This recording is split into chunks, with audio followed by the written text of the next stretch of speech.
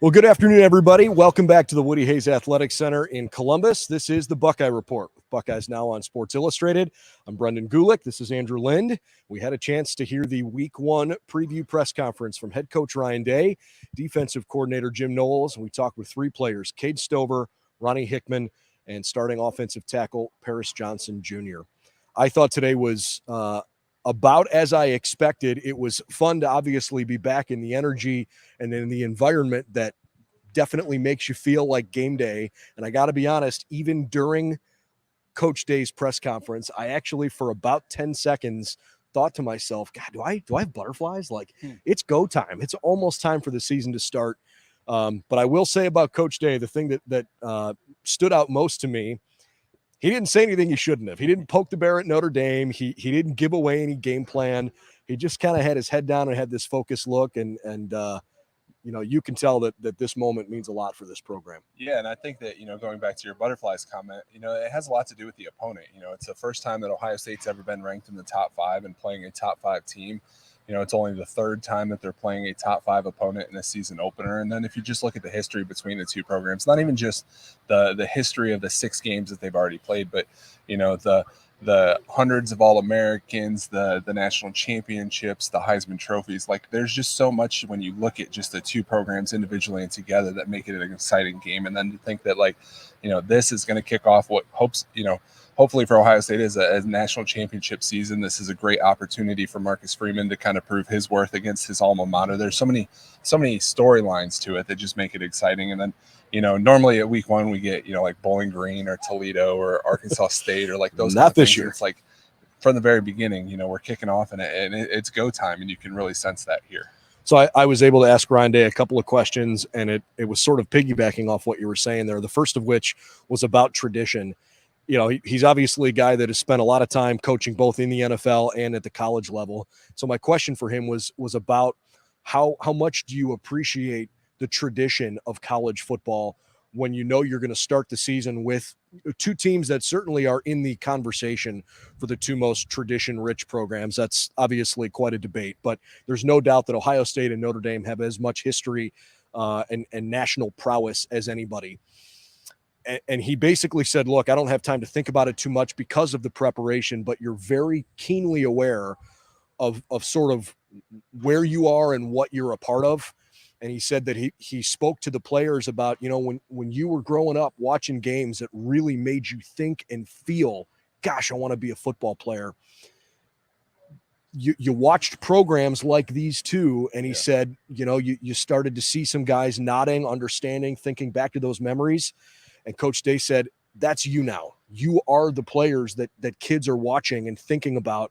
Wow, I want to be Tommy Eichenberg. I want to be Jack Sawyer. I want to be Jackson Smith and Jigba.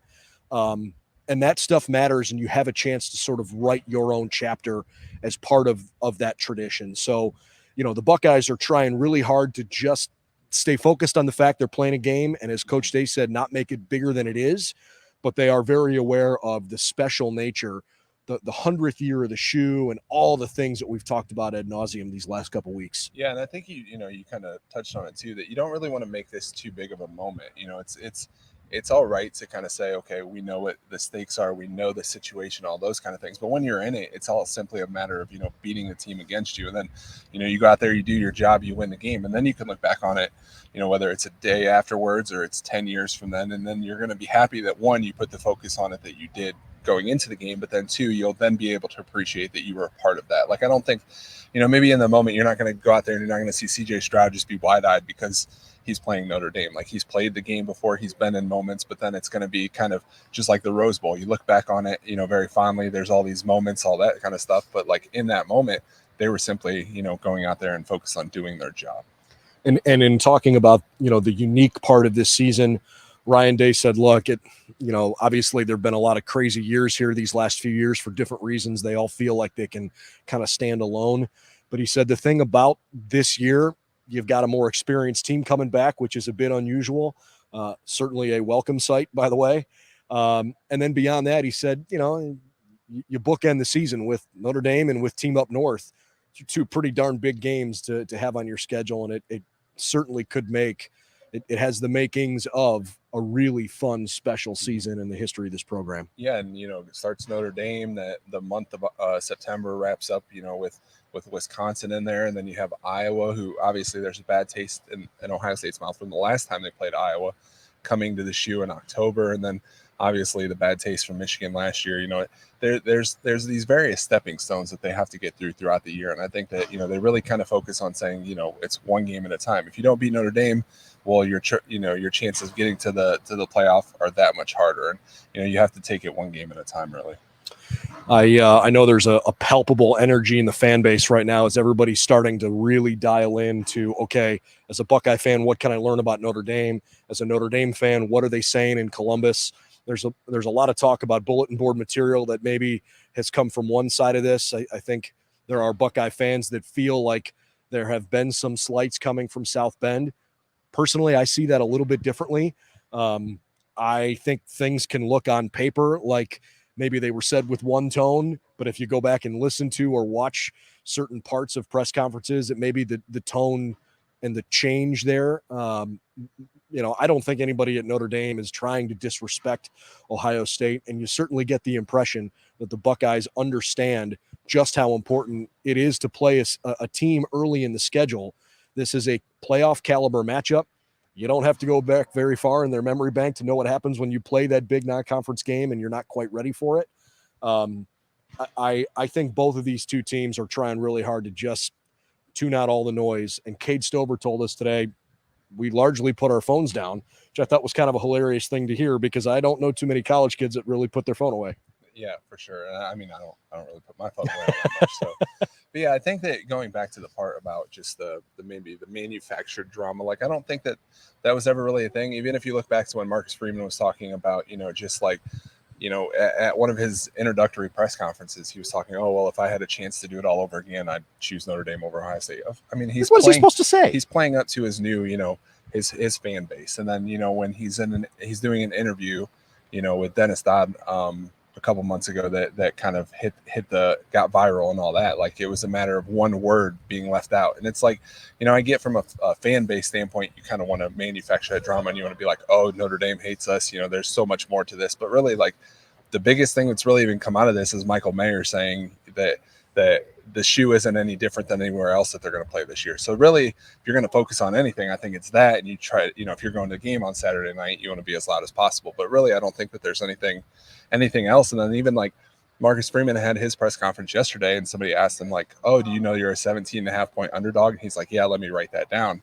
Like there's just not, we're going to address that in our team meeting. Yeah. Like, come on. Like there's not really anything that needs to be added to this than already is there, because like we talked about, there's so much history between them. It means so much. Like whoever wins this game, like if Ohio State wins, they're going to be number one the following day. They should be, because Alabama plays like Utah State. So, it's not like go Aggies. Yeah. I mean, in Notre Dame, if they win, they're probably number 2, number 3 after that. Like there's a lot riding on this game besides the manufactured drama.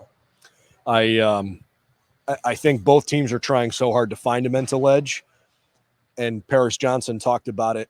He said, look, man, they lift weights just like we do. They watch film like we do. They practice hard like we do. You got two extremely talented teams that are going to play against each other. So you have to try to find anything you can that's going to help you push past the adversity that you're going to see. So again, I'm not really playing up too much of the hype or the bulletin board material, but maybe the team will use whatever they need to. I think they don't need to necessarily think or feel a certain way about Notre Dame. It's more about, hey, we got a really good team coming back with maybe unfairly high expectations. I don't know if national championship or bust is really, truly a good thing for any team in the country, even the Alabama, Ohio State, and Georgias of the world. But given what happened last year, Ryan Day continues to say, look, we got a lot to prove. Nobody on our team has a big head right now. This is a pretty focused group. Well, and what's interesting about just the whole, drama or extra motivation is if you look at it from purely a on paper standpoint, Ohio State is a far more talented team. Like Notre Dame may be number 5, but Ohio State is number 2 for a reason, and a favorite to make the national championship for a reason. So I don't think that it's like we're looking at it and saying, okay, well, Ohio State needs these reasons to go harder in practice to beat Notre Dame or something like that. If anything, it's more about Notre Dame, should feel slighted if anything, if they should be the one using drama. And so 17.5 feels a little steeper than I look. I don't gamble on sports, but I just feel like 17.5. If I'm Ohio State, it's kind of like I don't really care what the line is. If I'm Notre Dame, I'm like, we're the 5th ranked team in the country. You think we're 17.5 point dogs on the road? I think maybe, but I don't know. Part of that has to do with, if you look at it from a standpoint of just who everybody is predicting to the playoff. It's Alabama, it's Ohio State, it's Georgia, and then everybody else after that. Utah is kind of in there. A little bit of Texas Clemson. A&M is in there. Clemson's in there. It's like there's tier 1 and then there's tier 2, and it's like personally, you'll see in my predictions later this week that I think that Ohio State covers, but I definitely. I can see why it would be an issue, but then lines seem to also be kind of inflated in that aspect. Like they always seem a little bit higher than what you might have expected. So and in the over under the game, and I don't want to make this a full blown betting Buckeye report. Yeah, because I don't bet, so you don't want to listen to anything. I'm just trying to think about what I've seen. Right, if the line is 17.5, and I think the last over under I saw was right around 58. Do the math. That's roughly like a 38-20 game as a push. I don't know that I think Ohio State is only going to score 38 points against Notre Dame, given the experience coming back on this offense. I think Notre Dame also has a really good defensive line. They've got one good corner and one good safety, in my opinion. They might be a little vulnerable at the other 2 spots. But you look at the 2 games the Buckeyes lost last year, and those games did get shortened, and they didn't have the super high octane offensive output against Oregon and against Michigan. So maybe 38 against a good defense, maybe that's not a terrible thought. Yeah, I just don't think that Notre Dame has the offense to be able to keep up with Ohio State. And even if their defense does, give Ohio State some trouble here and there, really, I think that if you take Michael Mayer out of the game, you're going to have a relatively a quarterback who has not started a game. Your leading rusher has 500 yards, and I'm just pulling these numbers off the top of what I remember. But your leading receiver got hurt, so then you're down to somebody who you have 2 players who have more than 6 catches last year. So there's a lot of inexperience there, and I know you can point back and say, okay, well, Ohio State had a lot of inexperience last year, those kind of things, but I don't know. I just see a difference in just how Ohio State recruits versus Notre Dame that, makes that a concern for me, that Notre Dame would even be able to keep up with Ohio State. I did catch something today that might be historic. I think I saw Jim Knowles not wearing a hat for the first time. And he smiled. He did. He did. He even cracked a couple of jokes. He laughed. All kidding aside, it was fun to actually see some of that personality from him, because he takes his job so seriously, and he should. I think Buckeye fans want him to, but that persona is, we've talked about it several times. It's my favorite kind of persona for a defensive coordinator. And I don't get for one half a second that it's put on. I think that's kind of who he is. But it was fun to hear him kind of joke a little bit with the media. Austin asked him a question about being upstairs or being downstairs, and he sort of danced around it. And then he's like, well, of course I've made up my mind. I'm not going to tell you guys. And I think Dave Biddle asked him another question, or maybe it was Patrick Murphy, about, just the idea of playing against a running quarterback or something to that effect. And he basically was, how many different ways do I got to tell you that I'm not going to tell you? He was having some fun with the media, and that was cool. The reality is we think it's cool now because the defense hasn't gone out there quite yet. If they go out and don't look good, it's going to feel a little less cool. If they go out there and look like the defense with Chase Young playing defensive line, he can do whatever he wants and say whatever he wants. But I think today, just his overall attitude today speaks a lot about where he feels about how much the defense has been installed, how comfortable he is with that, how he feels about the game plan, all that kind of stuff. Because if he wasn't, throughout the fall, he's, we're only 50% installed. We're only 75% installed. And he was still very focused and very, intentional in his words and all those kind of things. And then now today he's joking around with us, and it's okay, he obviously feels very good about where they're at. And, if that'll carry over to Saturday. And I think you'll still see a very focused Jim Knowles on the field, but at the same time, like in the booth. Yeah, or I guess. Well, he'll be on the field before the game. He will be. If he gets carted up to the press box afterwards. But so yeah, technically he'll be on both. I just think that just his overall mentality today just speaks to how comfortable he is with the installation of the defense, the players that he has, and then we're going to see it on the field on Saturday. I did notice that when he was asked, how ready is your defense for this?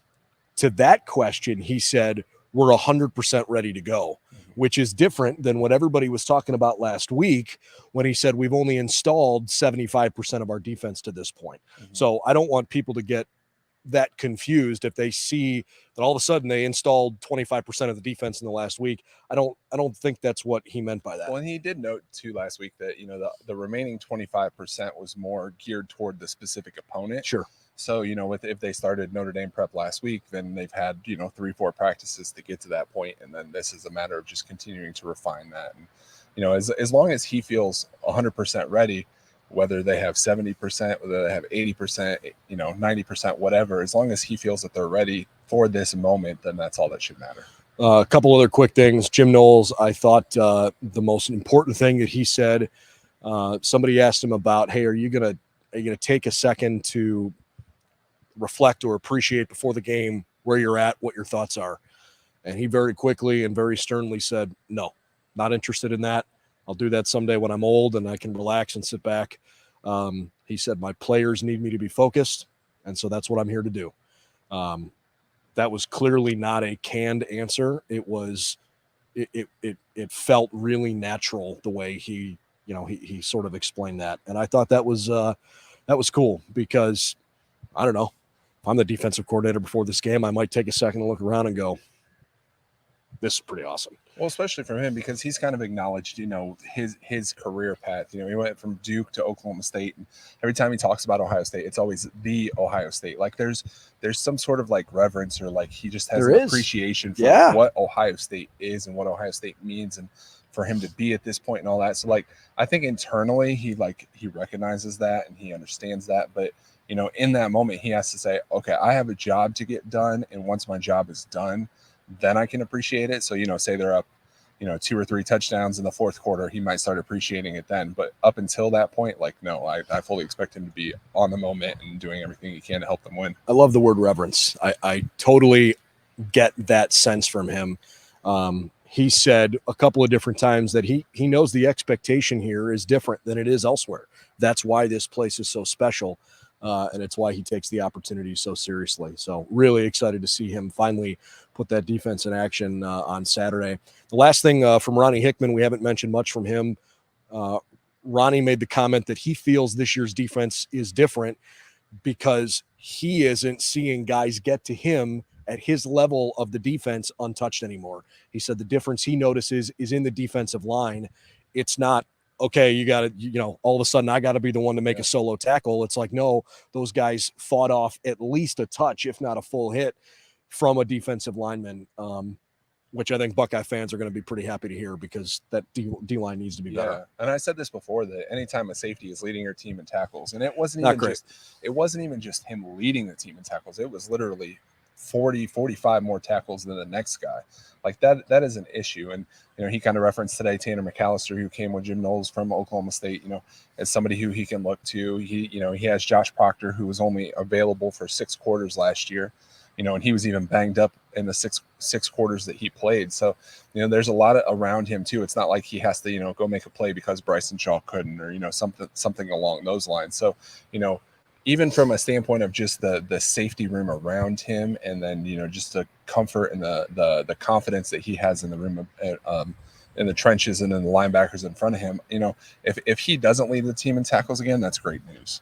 I'm just going to say I don't want to take anything away from him because he did his job maybe better than anybody else last year. I mean, you don't know what you're going to get from freshmen. Obviously, Denzel Burke had a great year in particular, but to me, Ronnie Hickman was the big surprise. It was like, whoa, this guy really is playing at a high level. I'd like him to play at a high level with fewer tackles. I think that's my hope. I think he kind of mentioned this too. I think the thing that Ohio State has really missed over the last 2 years really is there wasn't a Jordan Fuller in the defense, and we can talk about Jeff Okudah. We can talk about Chase Young, just the impact that they had at their respective positions. But I think that there's just that leadership that Ronnie can bring on this year on that back end that really makes a difference. And even if his stats dip because people are picking up their job and doing what they're supposed to, up front, if he doesn't have the same statistical season as he did last year, that's not a bad thing, because maybe he's helping people get in position more, or just having another type of leadership role that is beneficial. Can't wait to see that defense in particular. You think you know what you're going to get from the offense. I don't expect them to have 600 yards against Notre Dame, but I expect the offense to look really good. But I think the defense has everybody's attention here this weekend. We'll continue to have you covered as best we can along the way. Tuesday is about halfway over, at least on the clock, but the team is still yet to take the field, because now that it's in, not just in season, but in semester, practice moves to the afternoon. So the team will take the practice field here in the next couple of hours, and they'll continue their preparations here for the Fighting Irish. We've got all the latest news and info for you over on BuckeyesNow.com. You can follow us on our social media channels. We'll have a Buckeye Breakdown podcast posted for you a little bit later tonight. And we'll continue to give you all the latest here from the facility. We got several players on tap to talk with us tomorrow after practice tomorrow evening. So keep an eye out for that content as well. For Andrew Lind, I'm Brendan Gulick. We'll see you real soon. Thanks for joining us for the Buckeye Report.